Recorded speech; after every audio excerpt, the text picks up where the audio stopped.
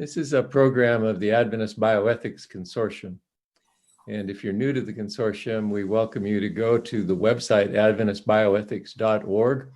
If you're a member of one of the participating organizations, you can easily create an account for yourself there that's password protected.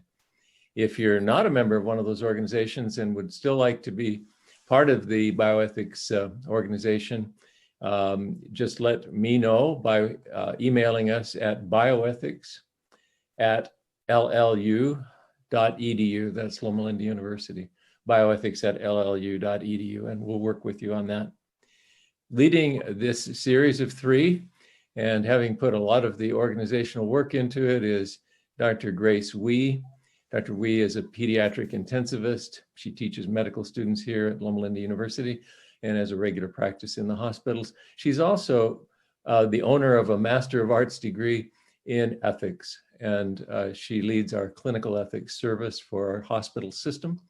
And she's the associate director of our Center for Christian Bioethics. So she is wonderfully well qualified to lead this series. And so I'm going to turn the time over to you, Dr. Wee, to introduce our speakers.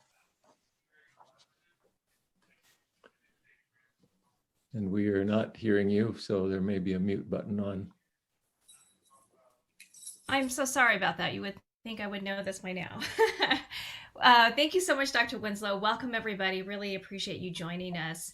I do want to, before we introduce our speakers, just to go through some instructions of how to ask a Q&A or ask a question. So ask a question, just click on the chat button, type in your question. I will be moderating a short Q&A after each presentation. If your question is not answered during the webinar, please don't fear or fret.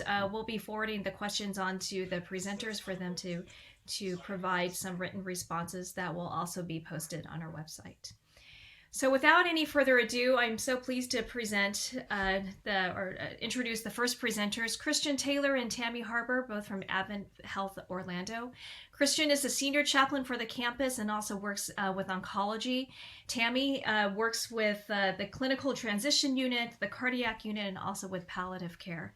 So welcome to both of you. Really pleased to have you presenting today. So I'm just going to stop the slide share and allow you guys to take it away. Thank you. Thank you so much, Grace. Happy to be here with my fellow chaplain, Tammy. We'll just go ahead and get started. Sharing my screen. You all able to see that?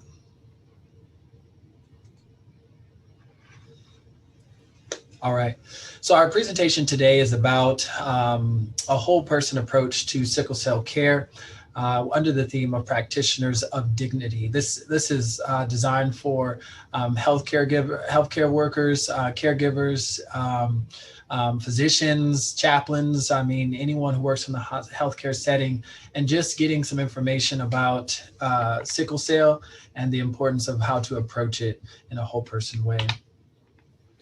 So just some background around sickle cell disease. For myself, I've worked with quite a lot of sickle cell patients. Chaplain Tammy has as well. As a cancer chaplain, many of them end up on my unit in our AdventHealth hospital in Orlando. And I've had many conversations and opportunities to converse with them and learn more about their experience. So just medically, it's a blood disorder affecting more than 100,000 people in America.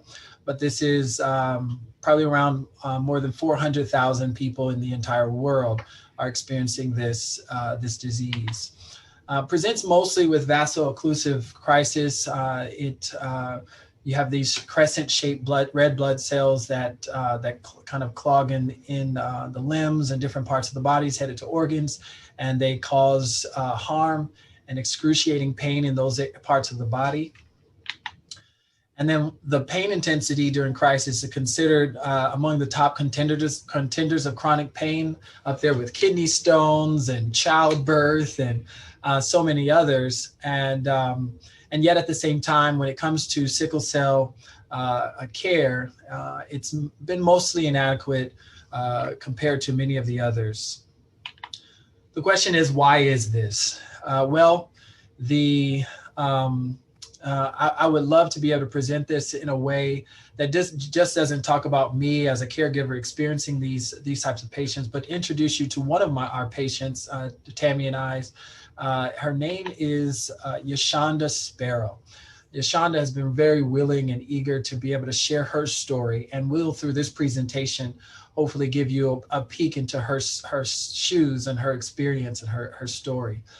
She's been a patient of ours for more than 3 years. She is from African descent, as many people with sickle cell are, and both of her parents carried the sickle cell trait. That being said, it means that one of her parents either had the trait and the other parent had the trait, and coming together is a high likelihood that they may have a child with the sickle cell disease. So from a young age, her body's been affected, just her ability to walk. She's had to wear braces on her legs. And then her quality of life has been affected in every way by this disease from birth on. She suffered from intense pain all her life and has too often suffered unnecessarily from structural racism embedded in the sickle cell treatment.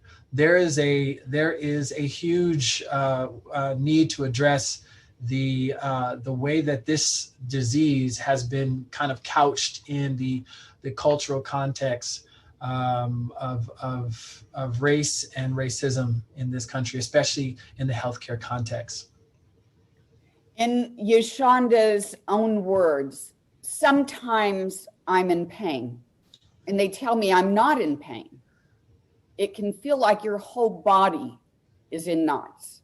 Sometimes you can't move, and all you can do is sit there and cry. Sometimes I've had to literally have someone in my family pick me up and put me in the car and take me to the hospital. A pain crisis like Yashonda's can last from several hours to several days. It can be acute, it can be chronic. She might have pain in her hips, her back, her knees, her legs, her arms, her chest, her stomach. The pain can be throbbing, sharp, dull, or stabbing. To help us better empathize and understand sickle cell pain, I wanted to share some other descriptions of how it feels to those who suffer. It feels like being stabbed repeatedly while having a migraine throughout your body. It feels like having 100 simultaneous Charlie horses. It feels like multiple fractures or broken bones and glass flowing through my body. It feels like being electrocuted.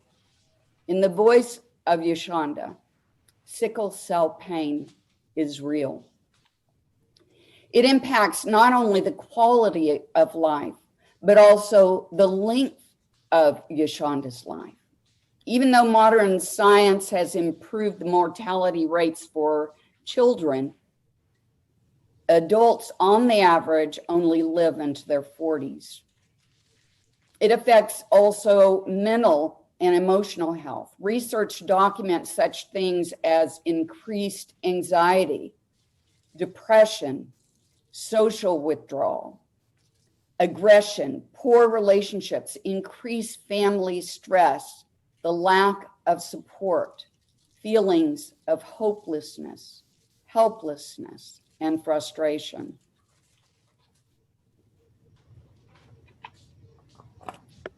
In other words, sickle cell has impacted every stage of Yashonda's psychosocial development. You can break it down further. For example, academic impact, missing school and having difficulty completing schoolwork due to symptoms and crises. Or socioeconomic impact, absenteeism and job loss due to sickle cell disease is common among adults. When Yashonda moved from pediatric to adult care, she quickly discovered that often the perceptions of the clinicians that cared for her were impaired by racial bias. These realities are documented in many studies that give evidence to a great disparity in the speed and quality of care that's extended to sickle cell patients. Sickle cell dilemma is a matter of bioethics and human dignity. So let's talk a little bit about the addiction stigma. While sickle cell is not a disease affecting only Black people, and this quote is from Stuart Hall, it is an emblematically Black disease. And by that, he means that there's no way to consider this disease in America without it being housed in the racial ideations of our society and perceptions and biases around pain and drug use. You can give some nod to the way in which the war on drugs has been a theme in this country and the impact on the Black community and the perceptions around Black people and their engagement with narcotics or with drugs and the suspiciousness behind that. Also with opioids and addiction, period, that flows in the same way. Especially as we have an opioid crisis now, and the ways in which pain or addictions are treated by those in healthcare and specifically with those in the Black community. But then there's also this decades-long prevailing kind of underbelly idea that Black people feel less pain, and that's been researched and studied, that maybe they have way more tolerance, and in the ways in which that may affect care and the belief around Black people in their expressions of pain. There are also barriers resulting from structural racism, stagnated development of therapy. So for example, sickle cell has been around for quite a long time. However, we have not been that aggressive in trying to find the proper ways and even more innovative ways of therapy. There's been some, but for example, as stated before, sickle cell would be considered emblematically a Black disease, but there's been 4 sickle cell drugs approved by the FDA. As in contrast, if we consider cystic fibrosis, which would technically kind of be considered more of a white person disease, there's been 15 approved drugs by the FDA. The fact is that cystic fibrosis affects 1/3 the amount of people that sickle cell disease affects, and yet we've advanced so much farther.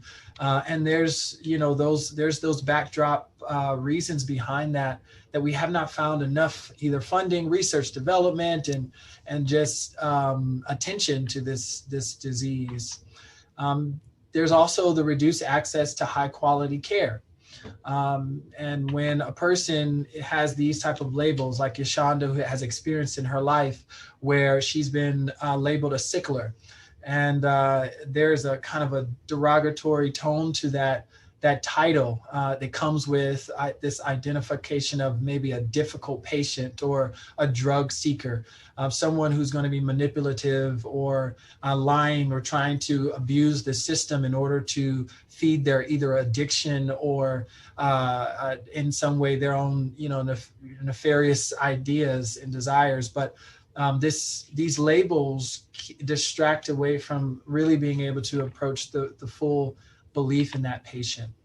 So her pain is not believed, and that is kind of the theme that flows through the ethical issue. If we talk about autonomy, if her pain is not believed, then her autonomy is necessarily taken away. Because if you don't believe a person, then they can't really make decisions that you would adequately follow.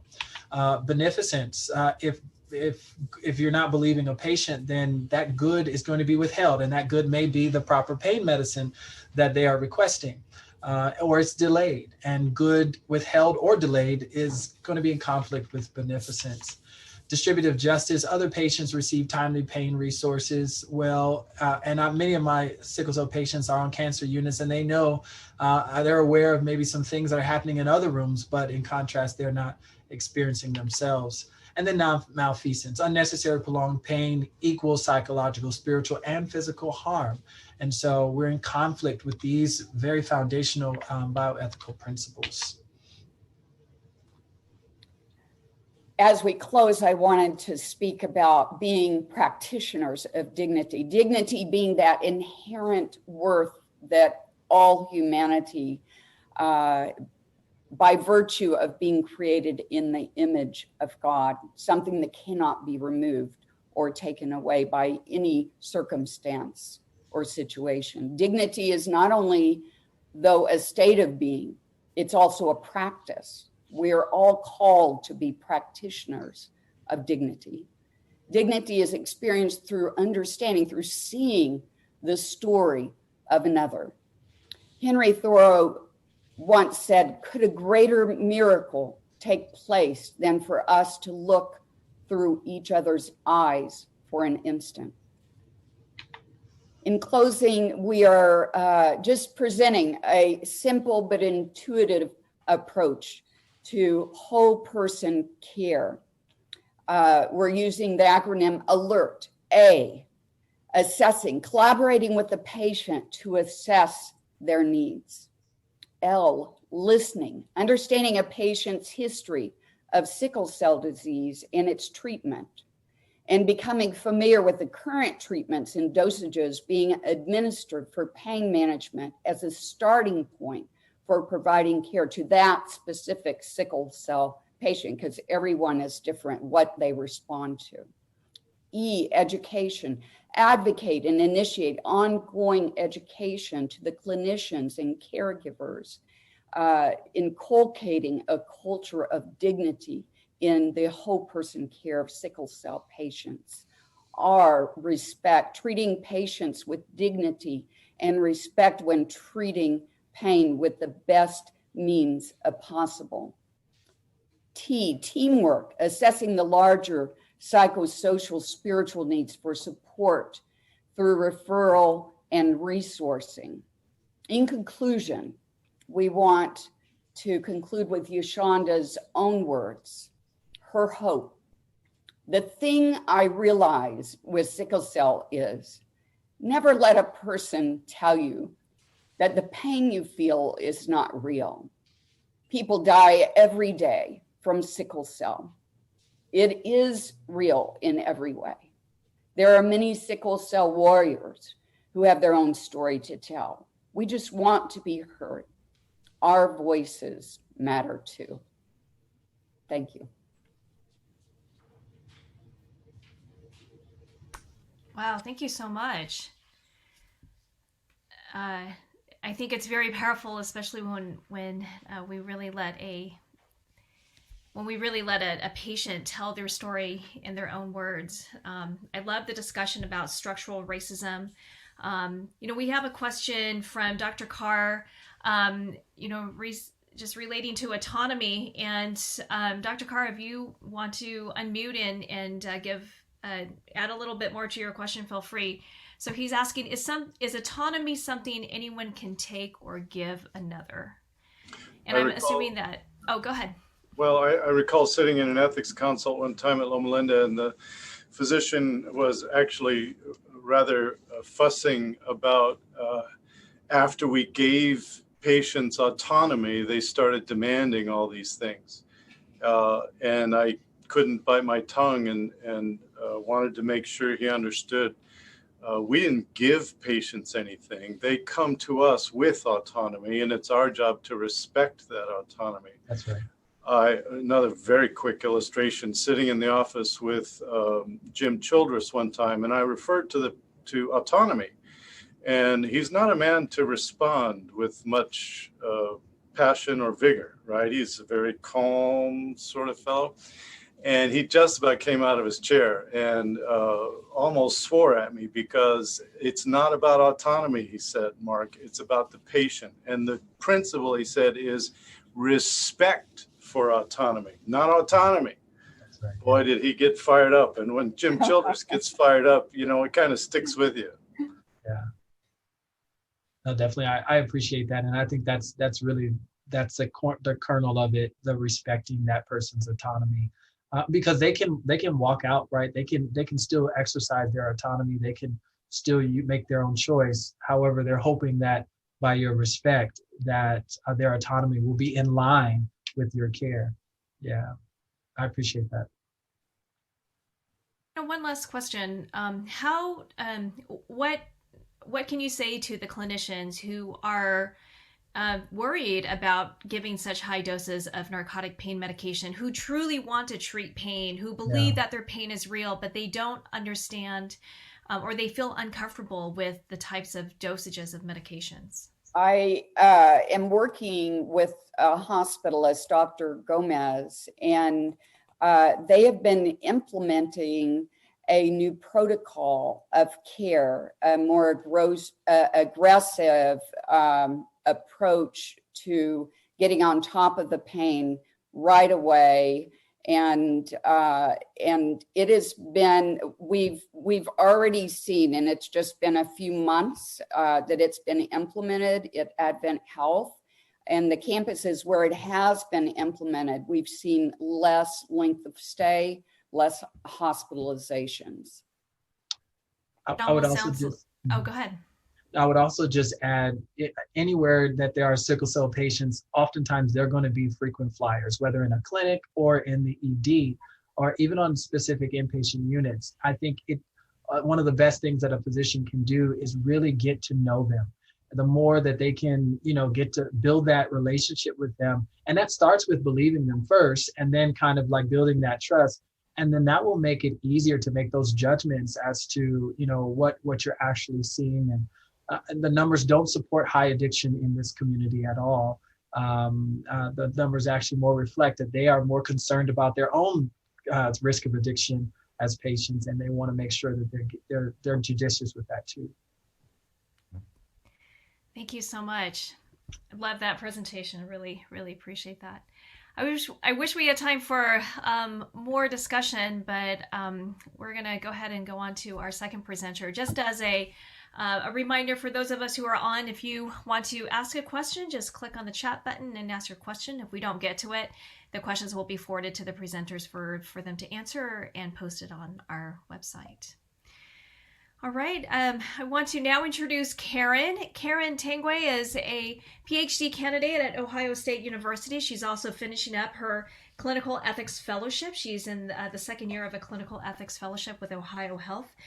She has a chaplaincy background, and we're just really glad to have Keren here with us to share her presentation. Keren. Thank you, Dr. Wee. I'm gonna go ahead and share this. All right. Can everybody see that presentation? I'm gonna have to hide this. There we go. Okay. So before I begin, I just want to say that the views presented here are my own. They do not reflect that of my medical institution, and there are no conflicts of interest to disclose at this time.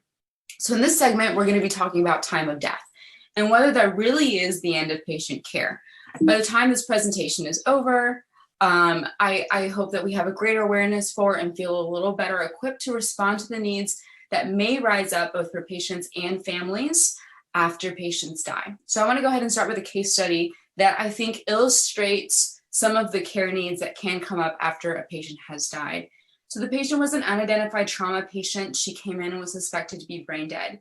We went ahead and stabilized her and then transferred her up to the ICU, where she received care. And then after some time, we went ahead and did brain death testing. When the testing came back, it confirmed that she was indeed brain dead. And throughout this process, a lot of efforts had been put into trying to find out who the patient was. We were working with law enforcement to see if we could find identification to be able to notify family ultimately. Unfortunately, we weren't able to do that in a timely manner, and thus, after she was pronounced brain dead, she was transferred to the morgue. We did eventually find out who the patient was, and thus were able to contact family. And so when family arrived, they were very frustrated to discover that their daughter was not on a unit anymore, but was actually in the morgue, and were demanding to see her. At this point, there were a lot of questions and concerns from staff. Like, do we do body viewings? Do we do them in the morgue? If not the morgue, where? Who facilitates these kinds of things? And just because of the nature of the events that had brought her in, she had some disfiguring, she had been a victim of assault. So there was a lot of concern about whether it was ethical to do this. So in that moment, we realized that there was sort of a lack of guidance in our policy. The staff felt like they were ill-equipped to handle the situation. And I think that these kinds of cases that are happening more and more often after patients die are indicative of the medicalization of death, right? More and more deaths are happening in our acute care hospitals. There was a time in which death was happening in communities, in towns, in rituals. People were dying in their own homes. The death of a man altered the entire space and time of social groups, but that's just not the case anymore. Death is now happening in our operationalized, sanitized process of hospital institutions. It's out of sight, it's out of mind. And so that is really something that we might be getting used to as hospital personnel and providers, but is really a barrier for families and for patients who are hoping that their dying process and their death will be more personal and intimate than sometimes hospital facilities can facilitate. So there is a big myth that I want to destabilize, and that is that care for patients ends at death. And in reality, there are a lot of care needs that come after a patient dies. These are just a few on the continuum of things that can come up after a patient has passed. Perhaps you're looking at these and you notice some that you feel like your hospital does a pretty good job of. For example, most hospitals have a standard work process around organ donation. They have a pathology department. They know how to handle autopsies. But perhaps there are areas on this that there are some gaps, like bereavement or body viewings, or some guidance around enacting cultural rituals after patients have passed. So this is just to be able to be aware that there are needs and concerns that come up after a patient dies. So there is this gap in time, right, between when a patient dies and they make it to the funeral home. And this is increasingly not just a gap in time anymore, it's increasingly a gap in care. And it's a gap in time in which we have less personnel, less resources that are being devoted to this patient and their family. And so often families are left abandoned in a time when they need us the most. So what I'm suggesting here is we need to facilitate and continue a continuity of care. Now, this is a pretty standardized definition of continuity of care that's been provided here by the American Academy of Family Physicians. But really what I want us to think about, because it is a phrase we kind of throw around in medicine a lot, but when I think about continuity of care, what I'm thinking about is that the amount of resources, engagement, collaborative work that happens among a care team that is present when a patient is hospitalized or when they're being discharged and we're trying to create connections with the PCP and make sure that care continues. That's the same amount of effort we want to see happening and communication that we want to see happening after a patient has died, because they still haven't left our hospital yet. So until they make it to the funeral home, there is still needs that can arise that we have to be prepared for. So patients often get quite a bit of resources and support as they're dying, right? Palliative care team comes in, they have an incredible team. Hospice comes in, they have an incredible team. But then after a patient has died, a lot of that dissipates and we start going to our next patients. And so we just got to maintain that continuity of care all the way into the point till a patient actually leaves our hospital, whether they're leaving it alive or whether they're leaving it to a funeral home. So there are some barriers that are worth acknowledging when we're trying to create a continuity of care in the hospital. The first one is loss of personhood. So often when a patient dies, the language we're using to describe them can change. This is no longer John. This is no longer Jane. This is no longer my patient. Now this is a body, it's a corpse, remains, and that really creates a barrier. That depersonalization of this patient that we've been caring for creates a barrier to maintain the obligation for patient autonomy, respect, and dignity, all the things that our patients are still due. Additionally, death in medicine, they're not like best friends, right? So medicine is typically trying to prolong life. It's trying to prevent death for a certain amount of time. And so trying to create investment and resources around caring for patients after they've died is going to be difficult. Death is often at the margins of healthcare. Lastly, lack of documentation. So often when a patient has died, the last note you'll see in their medical record is their time of death note. So anything that comes afterwards is often not documented, which really prevents us from being able to assess what kind of needs are coming up after a patient dies. How are we addressing them? Are we doing a good job? Could we do a better job? That retrospective assessment isn't there if we can't track it and we're not documenting it. So there are several opportunities for change when a patient has died that we can participate in. The first one is bringing patients back into the land of the living. And this is really best done by considering the relationships that sustained them while they were alive. So we're thinking here about meeting the needs of surrogates, families, loved ones, those they've left behind. And secondly, patient autonomy, right? So this comes up a lot in the literature when we're talking about medical procedures that are done on patients that have recently died for the purpose of training medical residents and whether that's ethically appropriate. And a lot of literature concludes that that's a violation of the patient's autonomy, right? That hasn't consented to doing that kind of medical procedure in addition to what was done already. So we're thinking here about maintaining patient autonomy after patients have died, respecting that, and doing that best by honoring their families. And lastly, space. It's something we don't really think about a lot in our hospitals. We go in and out of our hospitals as our bread and butter. We're used to it. But there is sort of a particular smell to hospitals. There's a particular sound that you see that you hear in hospitals. There's a sensory overload that patients and families can experience that we're used to. And so especially when we're thinking about when a patient is dying or they've died, the space in which that's happening and families are making meaning and memories. If there's an opportunity to clean the room up a little bit, especially in body viewings, right? Most hospitals don't have a designated body viewing room. So if you're doing it in a place that's less than ideal, making sure that you're making the area as conducive as can be and informing families of what they might see to make sure that they still want to participate in that. While patients are alive, there's a lot of work we can do as well to facilitate this. First of all, is documenting preferences and values. So talking to patients about what they want their dying experience to look like, what they want done after they've died. This goes beyond medical interventions that are found in living wills. This can also be about cultural rituals that patients might want done after they've died, or a religious leader that they'd like present. That just knowing all that information ahead of time really helps facilitate better.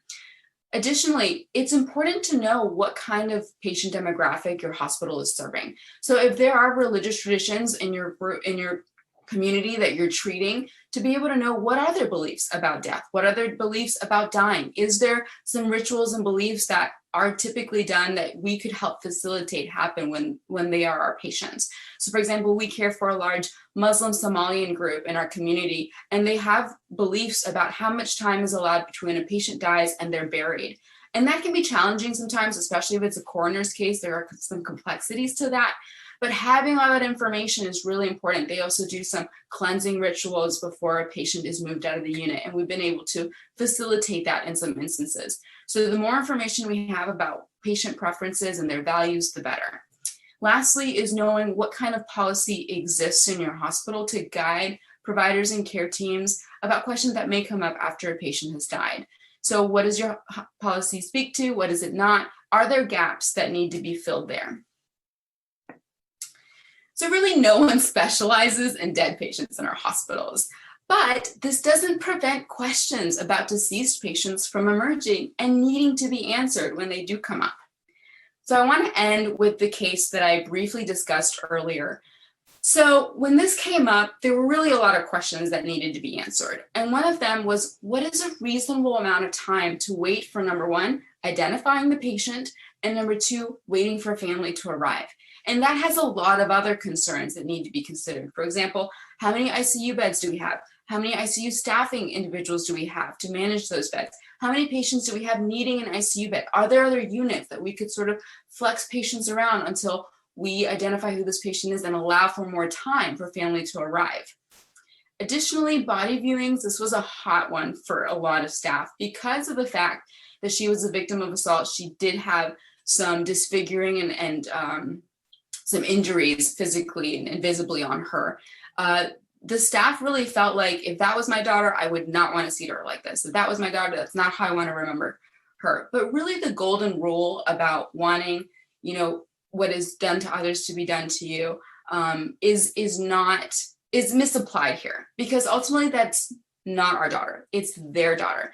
This is not our grieving journey, it's their grieving journey. And the fact that they weren't able to be there for the extubation in this case, when she was extubated, which is such a critical time for families and important for them to be at bedside and present for, it felt like this is really the least we can do for this family.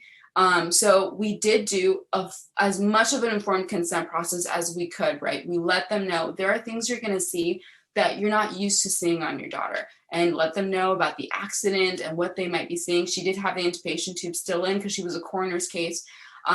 So just making sure that they are as informed as possible and then letting them make the decision for what is best for them. We have to make sure we're not letting our level of comfort get in the way of what the family might be requesting, what might be ethically appropriate to do. So at the end of the day, there may not be strictly medical care to provide to deceased patients, but there is still care by medical providers and personnel that should be offered that we need to be prepared to engage with. Thank you.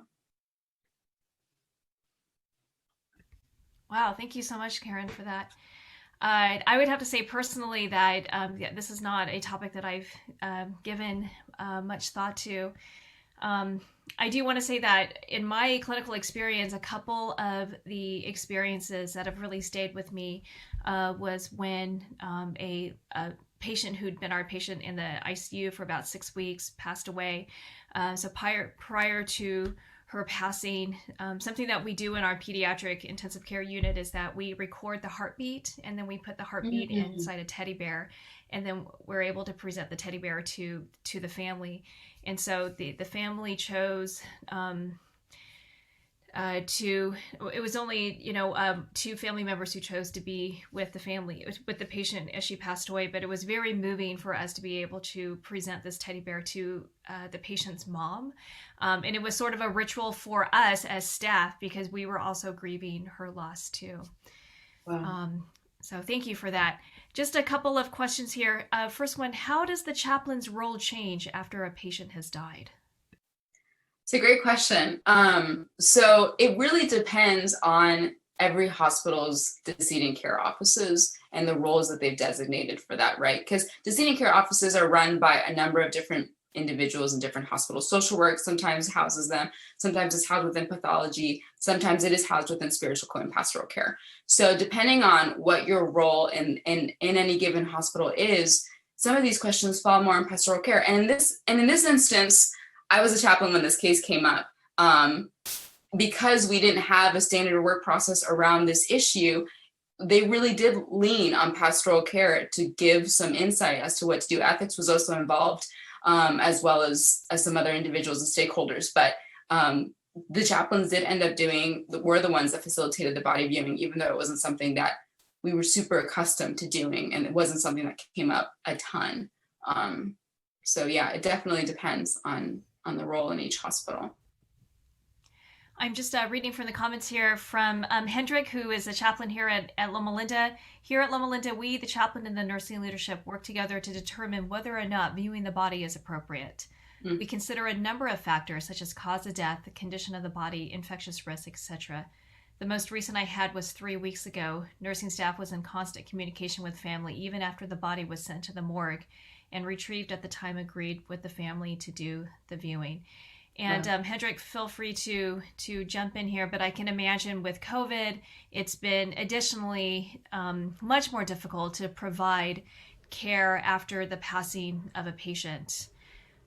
So Keren, any thoughts on how COVID has affected this and any adjustments that we can do in order to meet the needs of the families and patients? Indeed, it has impacted a lot of our operations here. But for special cases like the one that I was talking about, we determined that this is going to be safe to do. And of course, we screened family members who came through our front doors, and we limit the viewers to only, I think it was 3 or 4 individuals only.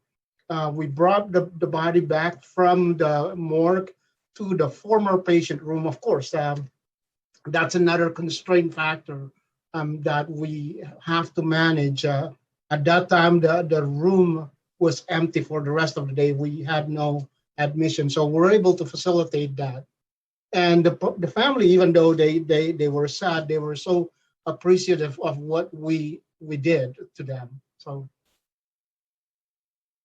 Yeah, that's wonderful. I really appreciate you sharing that, Hendrik.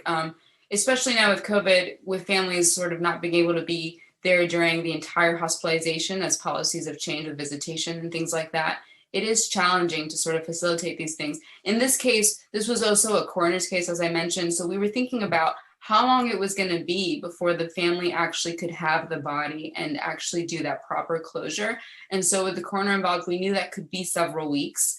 And we just felt like, this is a situation, of course, every situation is not the same, but this is a situation where we can facilitate something and be what I call compassionately flexible.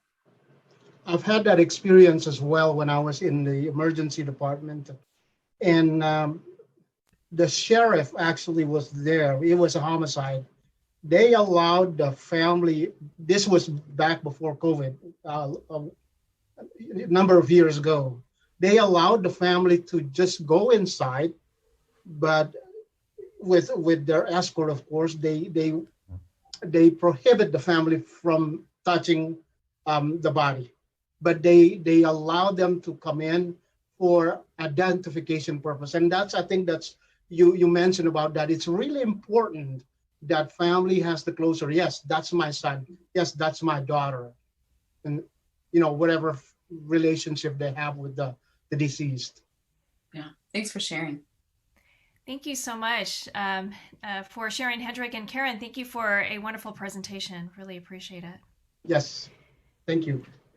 Thank you. I want to move on now to Michael Jordan. And by the way, again, just a quick reminder of how to ask questions. Just enter them into the chat. So I'm just really glad to present or to introduce Michael Jordan. He is with Adventist Health White Memorial, and he's the Director of Integrated Research and Palliative Care and Bioethics there.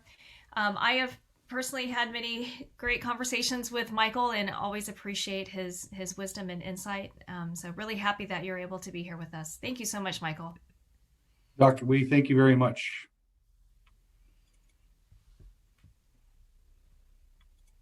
Can you see my screen?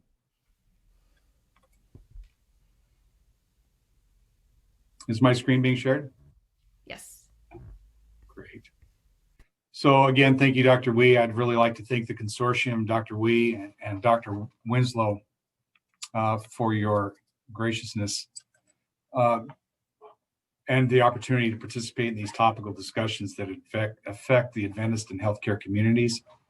I'd especially like to thank the support provided by the leadership and associates at Adventist Health White Memorial and through our Adventist Health System office. This has been such an excellent series of lectures, and I hope this lecture also contributes to the advancement of our Adventist mission and values as well.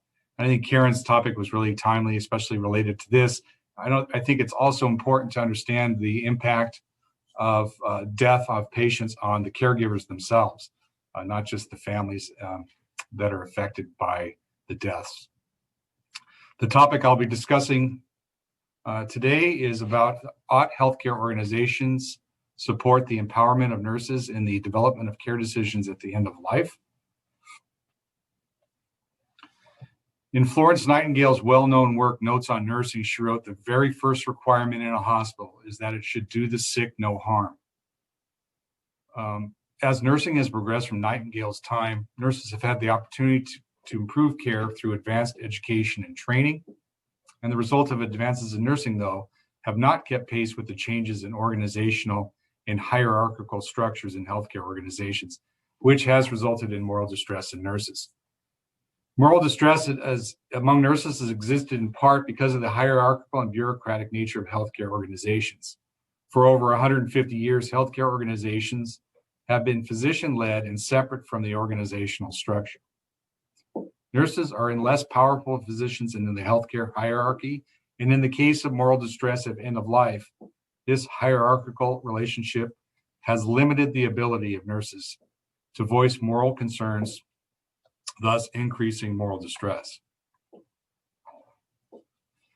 The lack of empowerment for nurses is a result of multiple factors, some of which include not being able to fulfill his or her nursing obligation for their patients due to intractable value conflicts, ineffective communication, lack of teamwork, organizational oversights and staffing policies, pressures on healthcare systems that undermine integrity and well-being of nurses, and the captain of the ship mentality. Now, the captain of the ship mentality still exists in healthcare today as a result of these hierarchical structures that we've already discussed. Despite 35 years of literature and research that has proven that benefits organizational changes to support nurse empowerment, translation to healthcare culture has yet to be fully implemented. Physicians responsible for the care of the patient may minimize the importance of multidisciplinary inclusion in decision-making, especially with end-of-life conversations. Most nurses today have extensive advanced education and training that should be appreciated, whose input should be sought. The result of nurses feeling the lack of empowerment and increased moral distress have led to this.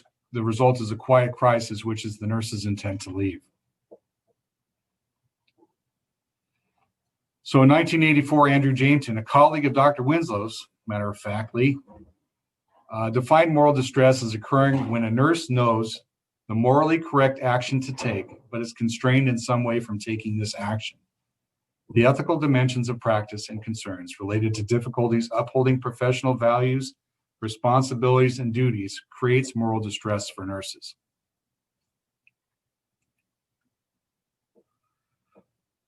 The presence of moral distress significantly impacts nurse personal quality of life, nurse turnover intent, professional quality of life, withdrawal from ethically challenging situations, and the inability to fulfill commitments to patients. Dr. Hamrick, who passed away this year, was a leader in nursing ethics and on the phenomenon of moral distress in healthcare professionals. She stated, continual exposure to prolonged medical treatments, provision of minimally beneficial care, and repeated interventions with challenging patients and families facing end-of-life care and determinations regarding initiating and stopping aggressive care challenges the personal moral agency of caregivers and increases moral distress. An example of this in our organization was a few months ago. We had a 58-year-old female that came in walking and talking into the hospital with complaining of headache. She was admitted to the unit and was worked up and found that she had a tumor. She had a greater than 100-day length of stay with in our organization and stayed on the same unit the entire time. When she was finally unable to make decisions for herself and her care was determined to be no longer beneficial, a team meeting was convened. In this team meeting, we had palliative care, social work, chaplaincy, myself, and 3 of the attending physicians. The nurse closest to the patient was asked for her input, and when she expressed that she felt the patient was suffering and expressed a desire to make the patient comfort care. After the meeting had ended, I had asked the nurse whether or not she felt that she had been heard, and she stated no. The patient was continued to be treated for approximately another 10 days before passing away on comfort care. So the challenges that are associated with end-of-life care decisions for nurses are role ambiguity, communication issues, indecision whether care is non or minimally beneficial, the initiation of end-of-life discussions, inclusion of end-of-life care planning. There's a recent study that showed that more than 90% of caregivers believe that decision-making should be collaborative, but 50% of physicians and only 27% of nursing staff members believe that the nursing staff was actually involved. Right, so these challenges may be further hampered by organization and physician culture.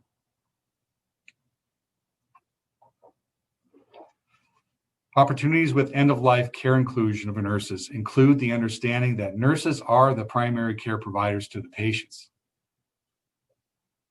The time spent by nurses is evident in their understanding that understanding the patient status is time intensive. Nurses have an opportunity through the care they provide to develop unique relationships with the patients. The nurses include the collection of patient cues over time, and nurses use the understanding of patient status to identify patient patterns. The situational awareness allows nurses perceptions of how a patient will progress during their hospital admission. So why is organizational empowerment of nursing important? A correlation exists that shows significantly decreased moral distress in nurses affiliated with institutions that support ethics and interdisciplinary collaboration and end-of-life decision-making.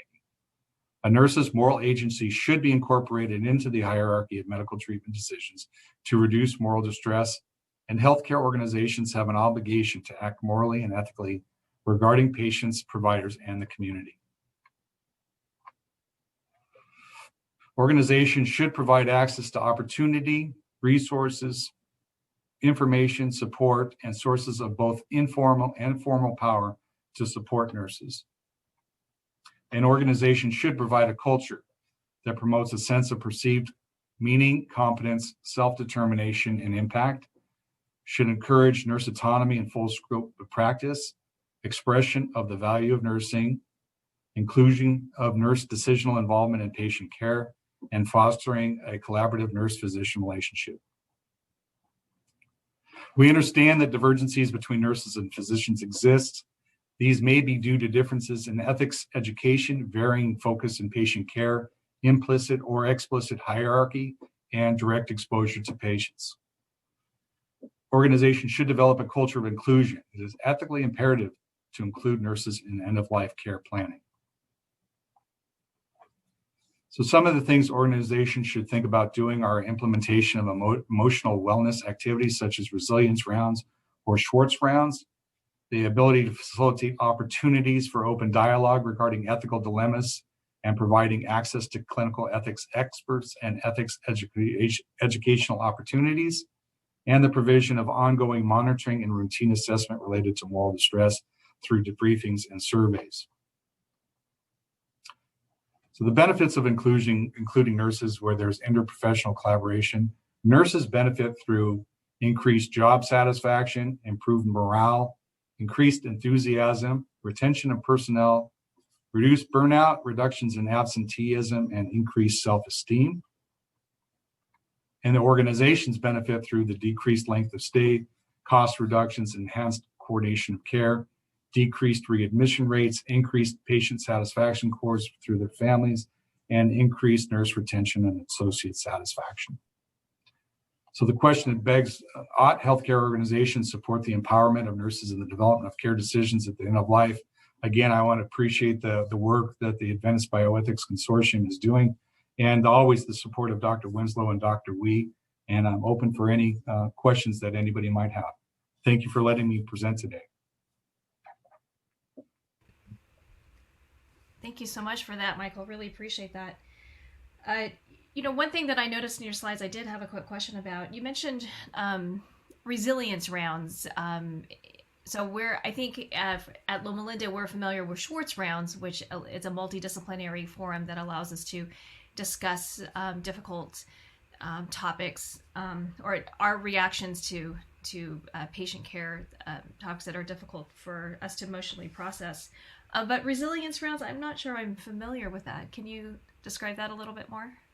So resilience rounds are essentially rounding upon the nursing units and basically understanding from the caregiver's standpoint, how are they coping, what's causing moral distress, and identifying opportunities to allow them to express any of their concerns themselves. So these are not typically just ethics rounding, it's about resiliency and anything that we can do to minimize the moral distress encountered.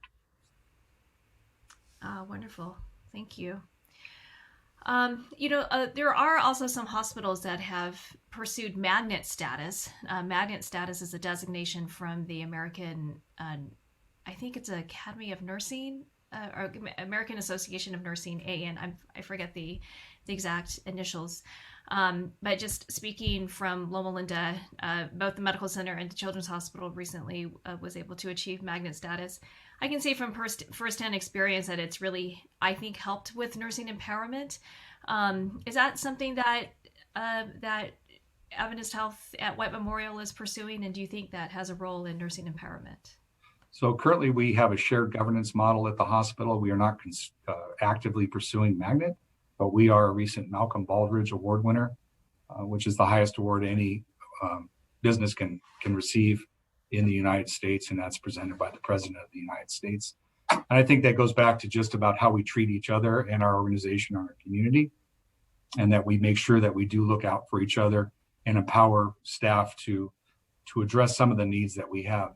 Some of the interesting parts about this, and going back to Keren's last presentation, is respect for the distress suffered by caregivers in some of these difficult cases.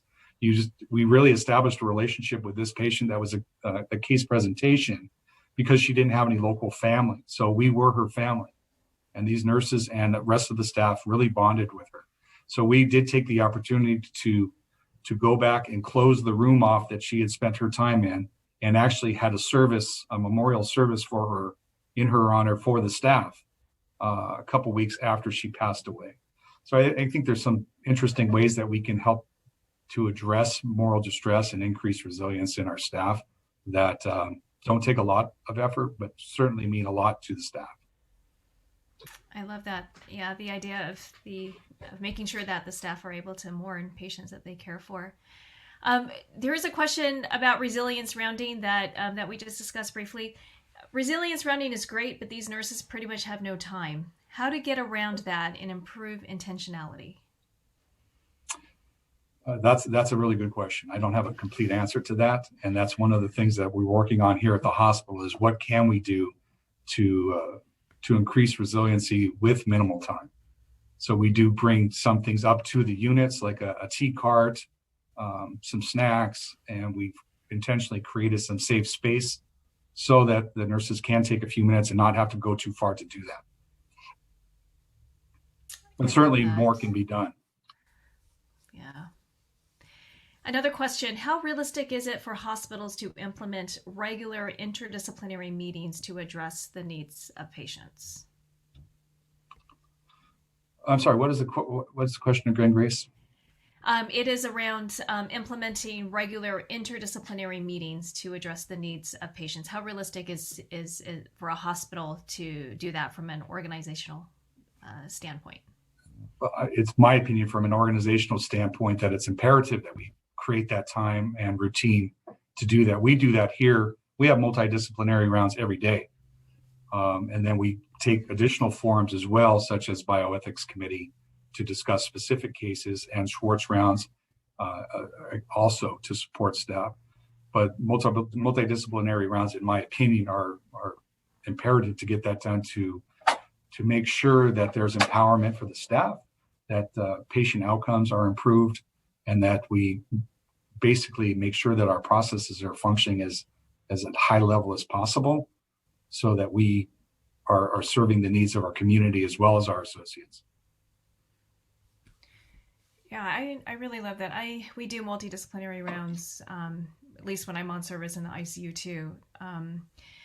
One of the things that we have struggled with in terms of trying to encourage disciplines other than medicine, specifically around end-of-life care, is the sense of a physician might be saying, well, I know the medicine the best, and so I will determine when it would be best to talk about end-of-life care or palliative care.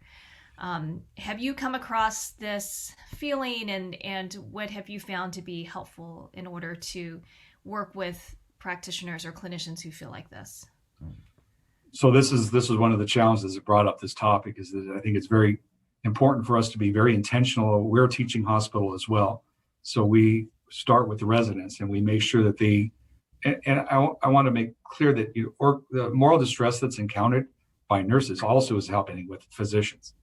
So it just happened the other day with one of our residents who felt that the attending was being a little bit more aggressive than the patient would have wanted. So this resident was put into a situation of moral distress. So it happens in other disciplines as well, and as well in the residency programs. So the answer for me is that we do need to be intentional in how we educate our staff on the importance of initiating the conversation and feeling comfortable to do so. I understand that the physician has to be ultimately responsible for the care of the patient, but a conversation I had with an attending recently was that our hospital is a 350-bed hospital. In East Los Angeles, we have a lot of difficult cases here at the hospital. The president of the hospital doesn't make decisions regarding the running of our hospital in a vacuum. He's got a very strong executive team. He listens to the input, but is ultimately responsible for the care of the hospital. It's the same with the physician staff. And if we can get that through, that we respect the importance of the physician, but again, the nurses and most of the clinicians that provide care today have significantly more advanced training and education than in the past and have a lot to offer. So how do we get to each other to work together so that we can provide the best outcomes possible? I love that. Thank you so much for that. Thank you for all of our presenters today. I think this hour has been full of presentations for very practical issues that we encounter. I just want to quickly turn it over to Dr. Winslow for some final last words, and thank you again for spending the past hour with us. Well, special thanks to Dr. Wee, whose idea this really was from the beginning, and for whom this has been a lot of work to put all this together. Also, thanks to our graduate students, the three of them who are helping us today, and to Mary Jane Rasnick, our administrative liaison, who does much of the organizational work. And finally, thanks to all of you who chose to join us today. Our next Adventist Bioethics conference is slated for May 3 and 4. If you want to be on the distribution list for information about that, just let us know at bioethics@llu.edu, and we will make sure that you get on the distribution list. Again, thank you, Dr. Wee, and thanks to our presenters today. This was a superb conversation, and we'll sign off now. Bye-bye.